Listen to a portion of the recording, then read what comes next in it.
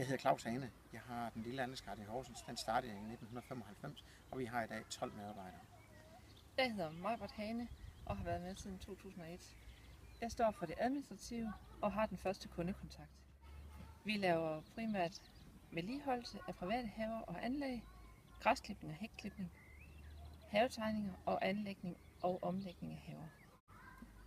Vi har valgt at støtte Peter af flere årsager. For det første, fordi vi kender ham personligt, og synes, det han gør, det er rigtig, rigtig fedt.